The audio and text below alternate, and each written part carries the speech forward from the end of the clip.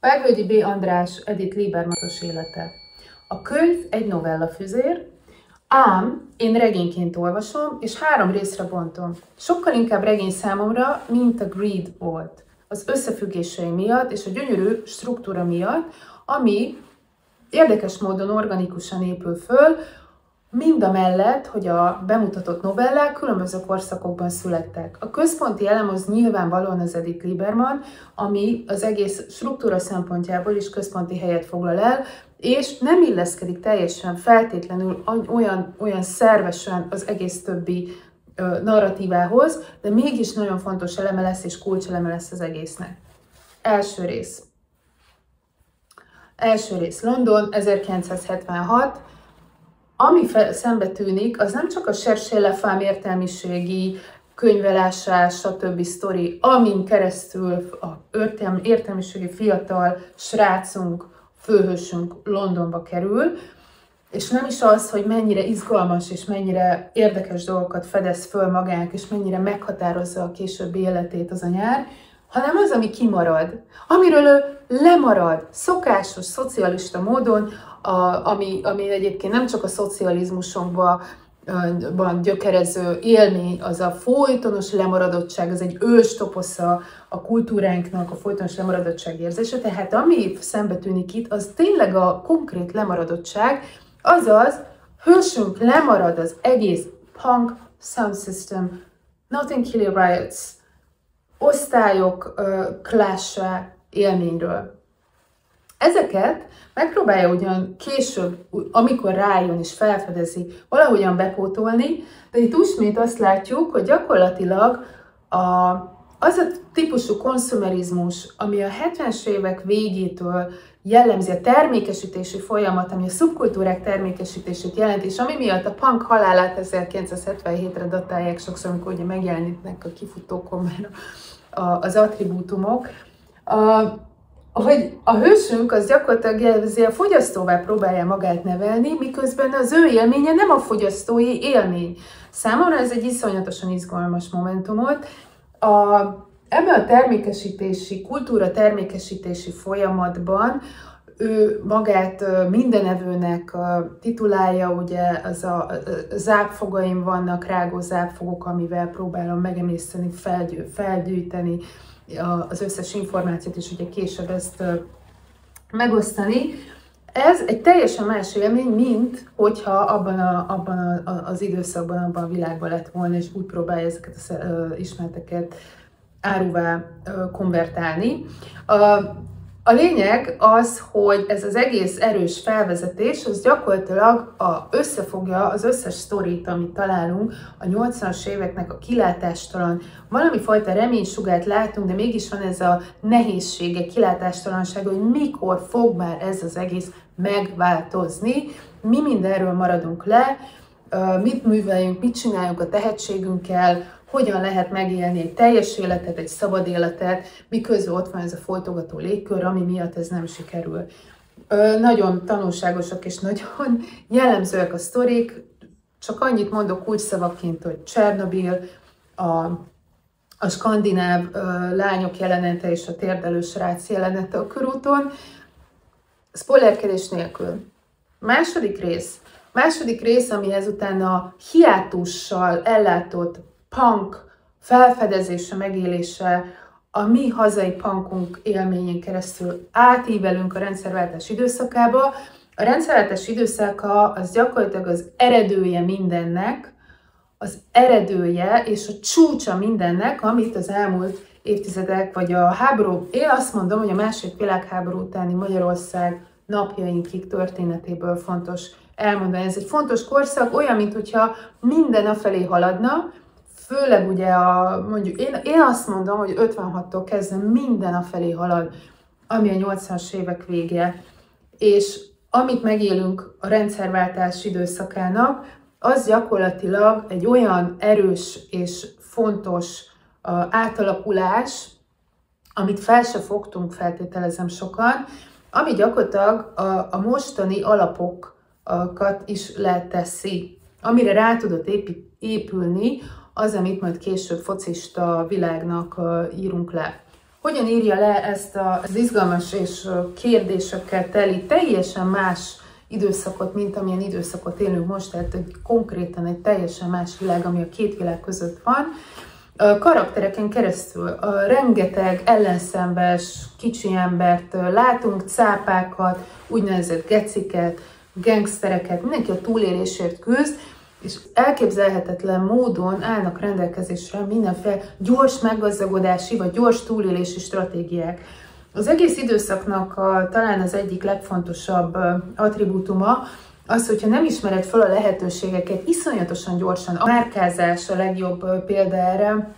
Kis csáncselős, gyorsan eladós, miből lehet icipici profitot termelni, és gyorsan megszerezni és eladni, és kihasználni azt az átmenetet, ami a piacgazdaság felé vezető útra helyezi ezeket a volt szocialista országokat, és az abból, zavarosságból, piaci résből keletkező lehetőséget hogyan tudod meglovagolni. Ha ezekről lemaradsz, akkor gyakorlatilag lemaradtál, és tömegek maradtak le, ugye az egész ipari struktúra átalakulás, stb. Következményeként. De itt a fókusz az főleg ezeken az ügyeskedéseken van, hogyan lehet túlélni. Én nagyon hiányolok itt is valamit, és mégpedig a rendszerváltásban a nők szerepét. Nagyon-nagyon szeretném ezt leírva látni és megírva látni, hogy a nők számára milyen lehetőségek záródtak be, vagy nyíltak meg, mert ők is fontos aktorai voltak ezeknek a gazdasági átalakulásoknak. Fontos szegmens, ugye a politika szegmense, ami gyakorlatilag, hogy hogyan alakul ki az új elit, mennyire új az az elit, és mennyire a réginek a folytatása, hogyan épülnek be a cápák és az úgynevezett gecik ebbe a rendszerbe. Fontos karakterünk továbbá a számlatömbös ember. A számlatömbös ember, én azt gondolom, hogy a csúcsragadozó. Egyrészt azért, mert sokféle fajtája van a számlatömbös embernek, tehát a számlatömbösség maga egyrészt mint gazdasági konstrukció, másrészt mint társadalmi identitás, teljesen független attól, hogy értelmiségie, nem tudom, könyvelője, akármilyen szolgáltatást nyújt. Az egésznek a logikája az gyakorlatilag egyrészt a kisemberség státusztól, másrészt a bármi nemű szolgáltatás, tudás, akármi hozzájárulásnak a termékje alakítása a lényege. Egészen kemény dolgokat látunk itt, hogyan lehet az új tudást, az új kultúrát kialakítani, és minek a szolgálatára alakítjuk ki a számlatömbös emberek segítségével, ami végig az össztársadalmi gondolkodást, vagy a folyamatoknak az elfogadása mögött áll, az is része ennek a sztorinak. A számlatömbös ember gyakorlatilag az, aki mindent túlél, tehát túléli a rendszerváltást, és a mai napig létező kategória, csoport, identitás, amit látunk. Nem kíméli az értelmiséget és az értelmiség szerepét abban, ahol tartunk, vagy nem tartunk éppenséggel, hogy amiről lemaradtunk, amilyen lehetőségek lehettek volna arra vonatkozóan, hogy újra gondoljuk, kitaláljuk azt, hogy hogyan és miként élünk, és egyfajta új társadalmi konszenzust hozzuk létre. Nem beszél így erről nyíltan, de az összes esemény, amit összerakunk, és azok konkrétan tényleg megtörtént valós elemeken épülnek, azok ebbe az irányba mutatnak. Tehát én számomra, mint olvasó számára abszolút az a hiányjel, hogy itt óriási lehetőség lett elmulasztva, elengedve annak érdekében, hogy egy szervesen társadalmi konszenzusra épülő új világot lehessen összehozni. A túlélés, a termékesítés logikája, a gyors reakció, a politikai hatalom és a gazdasági hatalom összefonódásának a folyamatát látjuk, hogy ez egy nyilván összefonódás, hogy ez egy ilyen spirálszerűen kulminálódó folyamat, amikben ezek a karakterek ilyen fontos szerepet játszanak, a megalkuvásukkal, a kicsiségükkel, a túlélésükkel való elfoglaltsággal, és nem is feltétlenül tudjuk mindig őket felelőssé tenni, bár ők a felelősek. A nők kapcsán szeretnék még hozzátenni néhány gondolatot, a nők hogyan jelennek meg ebben a műben. Fontos aktorai, túlélői, alakítói a rendszerváltásnak, nem igazán látjuk őket. Van egy hős nőnk, aki tényleg valóban hős, és még a szocialista időszakra tehető vissza. anonim marad. Tehát ő, az öngyilkos nőre gondolok, aki majd olvasni fogja. A nők megjelennek úgy, mint küzdőnők, az igazi fighter, ami mindenen áthalad, és nem ért, és egyszerűen a végletekig lehet fokozni azt a szenvedést, amit az élet hoz, és ez is megint csak konkrét történelmi tényeken alapuló szenvedés. Ez a központi figura, ez Edith Liebermanhoz kötődik, ez a fighter nő, akivel lehet azonosulni és tanulni tőle, és elképesztő gyönyörű íve van az egész novellának. Illetve hát vannak azok a nők, akik elszenvedői az erőszaknak. Tehát, hogy ez a könyv sem kímél minket a szex, vér, szar dimenziótól, ami egyrészt ugye sokkolóként hat, főleg amikor kényelmesen hátradőlve próbálunk olvasni, miért teszi ezt velünk az író, hogy ennyire kizökkent valamiben, amiben, hogy kényelmes hátradőlve vagyunk. De van egy ilyen fontos, sokkoló szerepe, és egy ilyen önmagunkkal való szembesítő szerepe, mert hogy gyakorlatilag ez is az élet része, ugye az erőszak, a vér, a háborúk, a szar, a gonoszság, az életünk része, és én szerintem nagyon fontos az, hogy ki vagyunk zökkentve a karosszékból, és hát fel vagyunk ébresztve arra, hogy nem csak voyeurként kell ezt nézni, hanem konkrétan mellettünk, a szomszédunkban, stb. Konkrétan a valóságunkban zajlik mindez.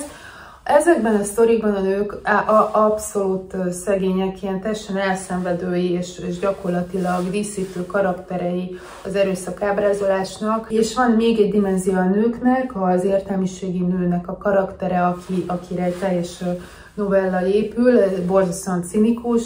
Harmadik rész, lefejezés. Fölteszi az író a pontot a befejezés rész. Azok a karakterek, akiket megismertünk, és teljesen be tudtunk azonosítani, azok gyakorlatilag átadják a helyüket az új szereplőknek, és megjelenik ugye a focizmus időszaka. Először is van egy választóvonal, pontosan be tudjuk azonosítani megint csak a zavargásokat, és azt a választóvonalat, ami az előző időszak rezsimjével kapcsolatos bizalmat, az teljesen gyakorlatilag bizalomnak a megszűnését mutatja, lerombolja társadalmi szinten. Szimbolikus az, hogy végül is a politikai erők által bevetett erőszak ennek a csillapítására az mennyire még jobban aláássa és mutatja ennek a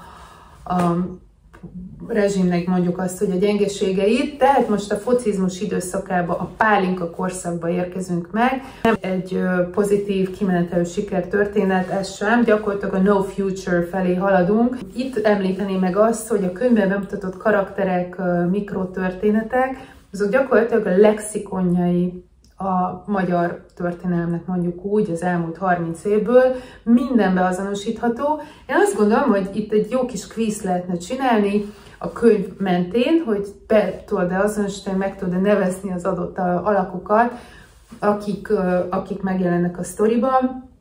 A kíváncsi olvasó és a bevont olvasó, ugye itt megint csak az olvasó bevonásáról van szó, utána tud járni, és nagyon könnyen föl tudja építeni a konkrét történést. Ez egy abszolút izgalmas játék, és itt megint visszatérünk ahhoz a témához, ahogyan a szerző bevonja az olvasót, az olvasó bevonására épít. Nem kell annyira oda tenni magát az olvasónak, mint a Greed esetében mondjuk így, főleg ott a vége felé. A No Future az gyakorlatilag oda kulmináltik, ami a jelenünk, ami gyakorlatilag már holnapra teljesen múltá válik, tehát hogy gyakorlatilag az én percepciómban manapság nem a mában vagyunk, hanem folyamatosan a múltban vagyunk, mert annyira gyorsan változik minden, hogy itt már itt van a jelen, hanem a múltban vagy érzését kell, hogy megéljük, és itt gondolok ugye az AI terjedésére. Nagyon kellemesen eljátszunk azzal a gondolattal, hogy milyen szerepe van ugye ma már egyáltalán az írásnak, a forgatókönyvírásnak, mert maga a forgatókönyv, streaming, mindez már a múltat jelenti. A forgatókönyvnek az írása, amit átvesz a technológia, és gyakorlatilag ki itt az író, ki a szerző, mi a valóság, nagy-nagy kérdései, amik jelenleg mindannyiunkat egyébként izgatnak, és abszolút relevánsak, és fontosak. Erre van egy izgalmas 2 írás, amit kíváncsi vagyok, hogy hogyan fognak értékelni mások és a többiek. Izgalmas könyv, én nagyon élveztem, és tudom ajánlani. Faludi Julianna vagyok, hogyha érdekelnek a könyvajánlók, akkor iratkozz fel a csatornámra, tegyél mindenképpen egy lájkot azért, hogy eljusson másokhoz is az a videó, akiket érdekelnek a könyvek, érdekel esetleg az a perspektíva, amit én tudok hozni, és olvassatok!